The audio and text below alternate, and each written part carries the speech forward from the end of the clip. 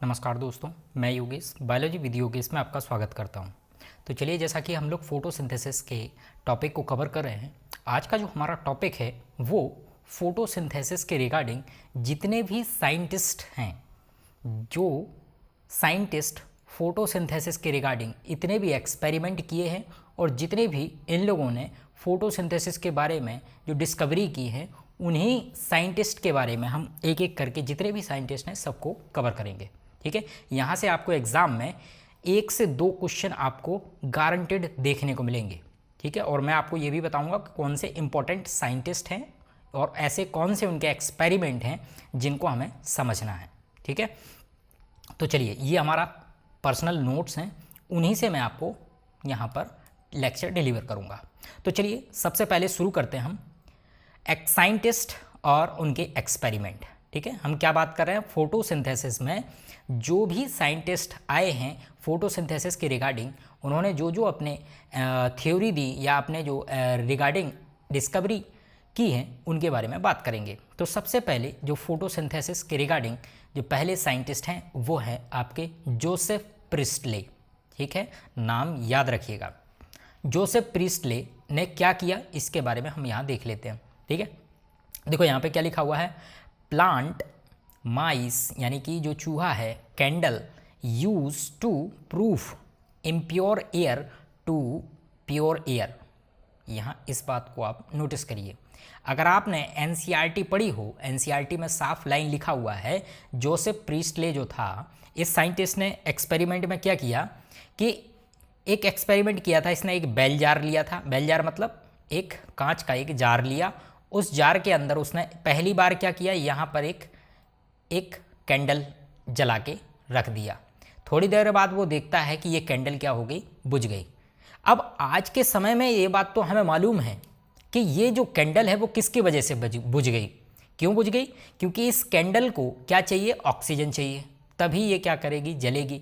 और ये बंद हो गई तो यहाँ पर ऑक्सीजन की क्या हो गई, कमी हो गई, और CO2 की अधिकता हो गई, इसलिए ये बुझ गई। लेकिन उस टाइम पे इसने ये एक्सपेरिमेंट किया और इसने ये अंदाज़ा लगाया कि इस एक्सपेरिमेंट में एक बार तो इसने कैंडल लिया, एक बार फिर इसने क्या किया, एक बेल जार में उसने क्या रख दिया, माइस यानी कि चूहे को अंदर रख दिया। जैसे ही इसने चूहे को अंदर रखा और इसने देखा कि ये चूहा भी क्या हो गया, मर गया। ठीक, ये मछली जैसा लग रहा है लेकिन ये चूहा है मान लीजिए। ठीक, ये भी मर गया। तो इसने एक चीज़ बोला कि नेक्स्ट जो एक्सपेरिमेंट था इसका, उसने क्या किया, इसने इस बेल जार में यहाँ पर एक प्लांट रख दिया। ठीक, क्या रख दिया, यहाँ पे एक प्लांट रख दिया और साथ में यहाँ पर उसने एक, यहाँ पर साथ में आप कैंडल रख दीजिए। ठीक, और इसने देखा कि जैसे इसने साथ में प्लांट रखा तो उसके साथ में जो कैंडल थी वो जल रही थी, वो बुझी नहीं थी। तो उसको ये चीज़ समझ आई कि यहाँ इस बेल जार में कुछ तो ऐसा चीज़ है जो कि प्लांट इस चीज़ को शुद्ध कर दे रहा है। यानी कि ये कह रहा था कि इस प्लांट के द्वारा कुछ ऐसी चीज़ रिलीज़ की जा रही है जो कि इस इम्प्योर एयर को, यानी कि जो यहाँ अंदर जो हवा होगी उसको, अशुद्ध हवा को शुद्ध करने का काम करता है। कुछ तो है, ऐसा ये बोल रहा था। या आज के समय में हमें मालूम है कि वो क्या चीज़ है। जो ये चूहा था, अब इस चूहे को इस कैंडल की जगह पे यहाँ पे चूहा भी रख के देख लीजिए, तब भी चूहा जिंदा रहेगा। क्यों? क्योंकि ये जो प्लांट है, प्लांट क्या दे रहा होगा, ऑक्सीजन, और जो चूहा है वो CO2 निकाल रहा होगा। तो प्लांट CO2 को यूज़ कर रहा होगा और जो ऑक्सीजन है वो कौन यूज़ कर रहा होगा, चूहा यूज़ कर रहा होगा। सेम इसी के तरीके से आप कैंडल का सोचिए, कैंडल ऑक्सीजन ले रही होगी प्लांट से साथ में, तभी ये दोनों की दोनों प्रोसेस चल रही होंगी। ये आज पता है, लेकिन ये जो साइंटिस्ट था जोसेफ प्रिस्टले, इनने ये बोला था कि इम्प्योर एयर को प्योर एयर में जो कन्वर्ट कर रहा है वो कौन है, प्लांट है। ठीक है, तो ये किसने सिद्ध किया, या इसका एक्सपेरिमेंट को हम क्या कहते हैं, जोसेफ प्रिस्टले एक्सपेरिमेंट। ठीक है, चलिए नेक्स्ट जो एक्सपेरिमेंट है ये काफ़ी अच्छा एक्सपेरिमेंट था। इसको अगर आप देखें तो इसको मेंशन कर लीजिएगा, ये इंपॉर्टेंट है। ठीक है, इसका साइंटिस्ट का नाम क्या था, जॉन इंजनहाउस। अब जॉन इंजनहाउस ने क्या किया, इसको देख लेते हैं। तो इसने क्या बताया, plant uses light to produce O2। यानी कि इसने ये सिद्ध करके बताया कि जो पौधे होते हैं वो लाइट को यूज़ करके CO2 को रिलीज़ करते हैं या प्रोड्यूस करते हैं। ये कैसे किया इसने एक्सपेरिमेंट, चलिए देखते हैं। इसने क्या किया, एक प्लांट लिया, प्लांट का नाम याद रखना, प्लांट का नाम है हाइड्रिला। हाइड्रिला कैसा है, ये एक एक्वेटिक प्लांट है या फिर तालाब के किनारे अगर आप देखेंगे ये प्लांट देखने को मिल जाएगा, इसको कहते हैं हाइड्रिला। इसने एक प्लांट लिया हाइड्रिला और इसने क्या किया, इस प्लांट को आधी जगह ऐसी जगह पर रख दिया जहाँ पर क्या था, लाइट थी। देखो यहाँ पे लिखा हुआ है लाइट, यानी कि सनलाइट, यानी कि प्रकाश की जो रोशनी है वो यहाँ पर आ रही है। तो इसने देखा कि यहाँ जो हाइड्रिला है यहाँ कुछ ड्रॉपलेट दिखाई दे रही हैं और ये ड्रॉपलेट काई की होंगी, ये ऑक्सीजन की ड्रॉपलेट होंगी, क्योंकि यहाँ क्या हो रहा होगा, photosynthesis in the presence of light. और दूसरा पार्ट इसने कहाँ रख दिया, डार्कनेस में। इसने दूसरा पार्ट कहाँ रखा, डार्क में, अंधेरे में, जहाँ पर लाइट नहीं थी। और एक पार्ट कहाँ रखा, लाइट में। तो जहाँ डार्कनेस था वहाँ पर कोई ड्रॉपलेट दिखाई नहीं दी। यानी कि इसने इस एक्सपेरिमेंट से ये सिद्ध कर दिया कि लाइट जो है, लाइट रिक्वायरमेंट है किस चीज़ के लिए, फोटोसिंथेसिस। यानी कि पेड़ पौधे जो हैं लाइट की प्रेजेंस में क्या करते हैं, ऑक्सीजन का प्रोडक्शन करते हैं। ठीक, तो ये एक्सपेरिमेंट है जॉन इंजनहाउस का। इसके बाद जो नेक्स्ट एक्सपेरिमेंट है, इस एक्सपेरिमेंट को किसका एक्सपेरिमेंट बोलते हैं, TW एंगलमैन। ठीक, ये TW एंगलमैन का जो एक्सपेरिमेंट है ये भी इंपॉर्टेंट एक्सपेरिमेंट है। इसने क्या किया, चलिए देख लेते हैं। This experiment confirmed that red and blue light is strongly absorbed by photosynthetic pigment and play important role in photosynthesis। इस एक्सपेरिमेंट के द्वारा इस एंगलमैन ने क्या बताया कि देखो, इसके पहले जो एक्सपेरिमेंट हुआ इस एक्सपेरिमेंट में तो ये बताया गया कि लाइट जो है वो फोटोसिंथेसिस के लिए ज़रूरी है और फोटोसिंथेसिस की जो प्रोसेस है उसमें जो लाइट है वो प्लांट यूज़ करता है और CO2 ऑक्सीजन को निकाल देता है। इसके बाद जो ये एक्सपेरिमेंट हुआ TW एंगलमैन का, उसने ये बताया कि लाइट तो यूज़ होती है लेकिन लाइट में भी कई सारे क्या होते हैं, स्पेक्ट्रम होते हैं। जैसे कि आपको पता होगा वेबग्योर, यानी कि वायलेट, ब्लू, ग्रीन, येलो और ऑरेंज, रेड।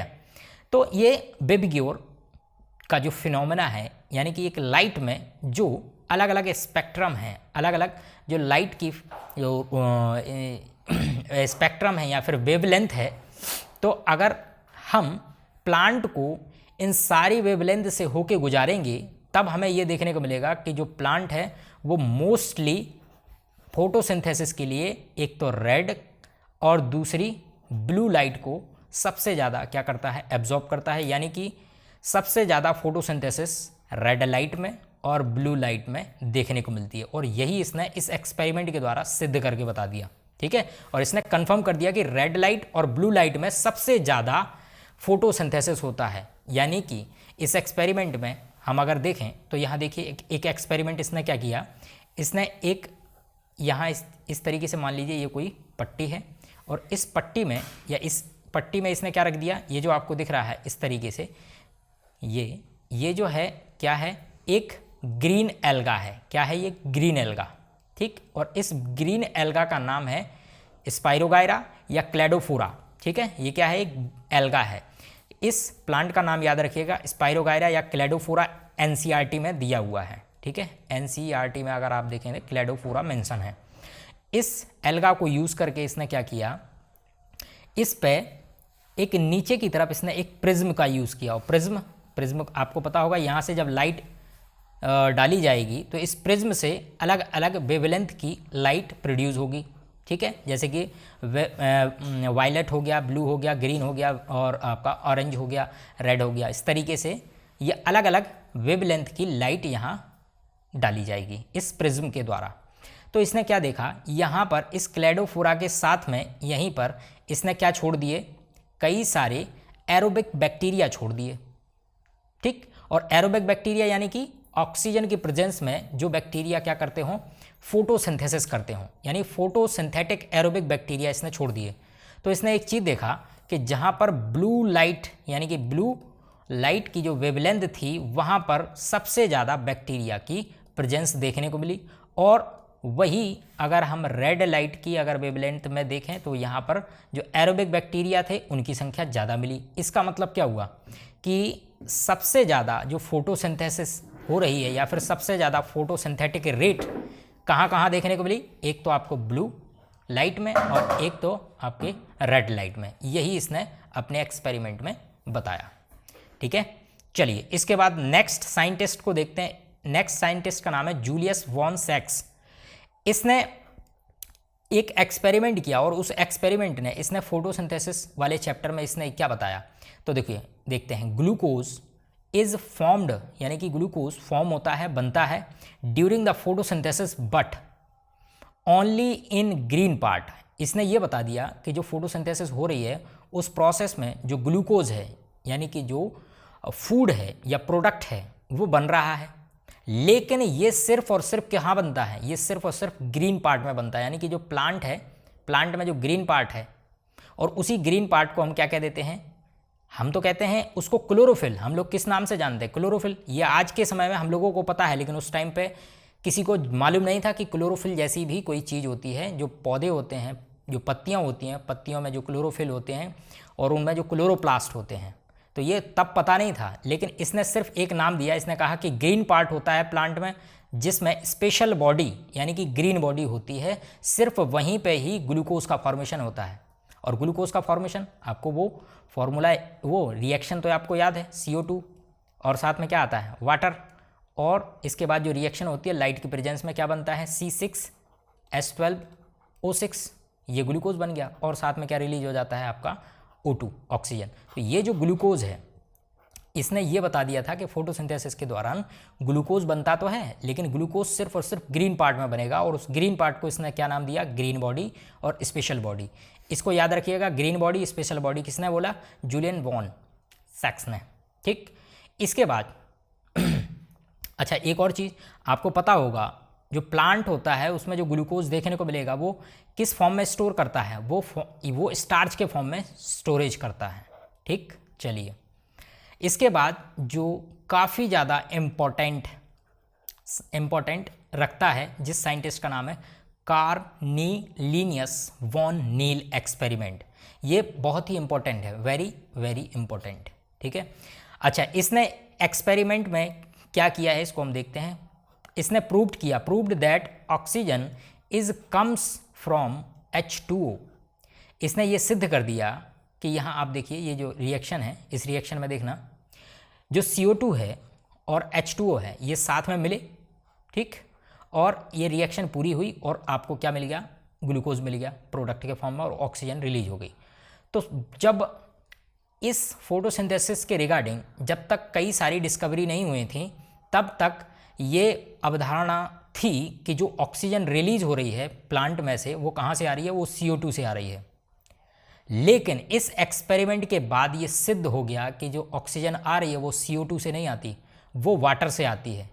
जो H2O का जो ऑक्सीजन है, ये ऑक्सीजन कहाँ से आती है, जो ऑक्सीजन निकल रही है वो H2O यानी कि वाटर से निकलती है। और जो CO2 का C है, CO2 का जो C है और CO2 का जो O2 है वो कहाँ चला जाता है आपका, ग्लूकोज के फॉर्म करने में।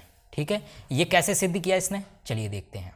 ठीक, इसकी बात को याद रखना। इसने क्या प्रूव किया, इसने प्रूव किया कि ऑक्सीजन जो रिलीज हो रही है प्लांट में फोटोसिंथेसिस के द्वारा वो H2O से आता है, ना कि CO2 से।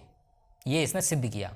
चलिए कैसे किया इसको देखते हैं। चलो इसने क्या किया, CO2 लिया और वाटर लिया, H2O लिया। उसके बाद इसने यहाँ पर क्या डाल दिया, oxygenic photosynthetic bacteria. Oxygenic photosynthetic bacteria डाला है, यानी कि एरोबिक बैक्टीरिया, ऐसे बैक्टीरिया जो कि ऑक्सीजन को यूज़ करते होंगे फोटोसिंथेसिस के दौरान।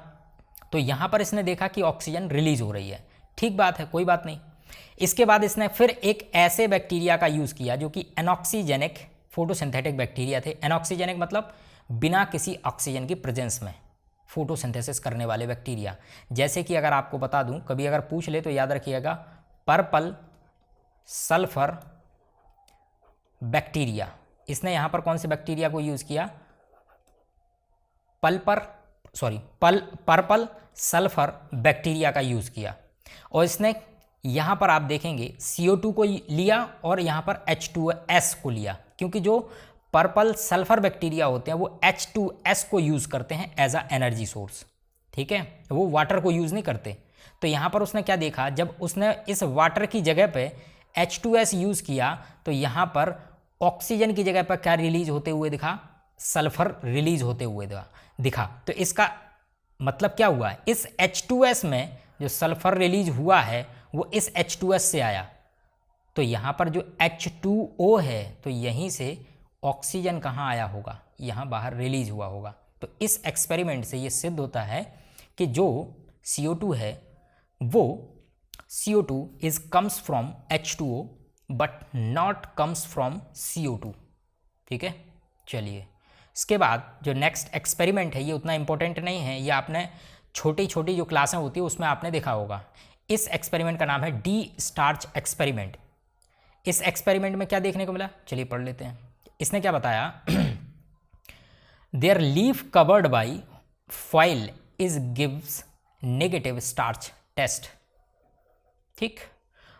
Test confirms that light and chlorophyll is essential for और फोटोसिंथेसिस, यानी कि इसने बताया कि फोटोसिंथेसिस के लिए लाइट और दूसरी चीज़ क्या है, क्लोरोफिल एसेंशियल होता है। एक्सपेरिमेंट है, इस वाले एक्सपेरिमेंट में क्या देखने को मिलेगा, जैसे कि ये एक लीफ है, इस लीफ में इस एक्सपेरिमेंट में क्या किया इसने, इस एक्सपेरिमेंट में क्या किया, इस लीफ के ऊपर एक क्या चढ़ा दी, इसने एक फॉइल चढ़ा दी, ठीक है, एक फॉइल पेपर चढ़ा दिया ताकि क्या हो, यहाँ पर क्या ना आ सके, इतने हिस्से में इसने एक फॉइल चढ़ा दी ताकि इतने हिस्से में क्या ना आ सके, लाइट नहीं आ सके, ठीक। इतने हिस्से में इसने फॉइल चढ़ा दी और आधा जो लीफ का हिस्सा है इसको ओपन रखा, तो क्या होगा, ऑब्वियस सी बात है इस फॉइल वाले एरिया में क्या नहीं होगा, फोटोसिंथेसिस नहीं होगा।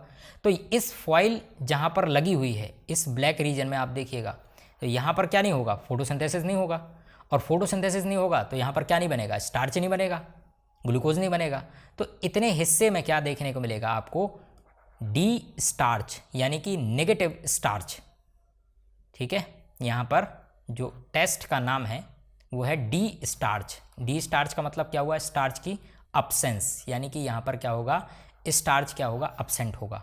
और जहाँ पर कोई फॉइल नहीं है वहाँ पर क्या होगा, फोटोसिंथेसिस होगा, और फोटोसिंथेसिस होगा तो यहाँ पर ग्लूकोज का फॉर्मेशन होगा, किस फॉर्म में होगा, स्टार्च के फॉर्म में, तो यहाँ पर पॉजिटिव स्टार्च टेस्ट आएगा, ठीक है। तो ये डी स्टार्च टेस्ट माना जाता है और इसके लिए इस एक्सपेरिमेंट में बोला जाता है कि necessity of chlorophyll and light for photosynthesis, यानी फोटोसिंथेसिस के लिए किस चीज़ की रिक्वायरमेंट है, एक तो क्लोरोफिल की और एक लाइट की, क्योंकि इसने देखो यहाँ फॉइल चढ़ा के ये सिद्ध कर दिया था कि फॉइल चढ़ गई तो इसके ऊपर लाइट नहीं आ पाई, लाइट नहीं आ पाई तो फोटोसिंथेसिस नहीं हुआ, और फोटोसिंथेसिस नहीं हुआ तो यहाँ पर स्टार्च नहीं बना, ठीक। तो ये इसको कहते हैं डी स्टार्च एक्सपेरिमेंट।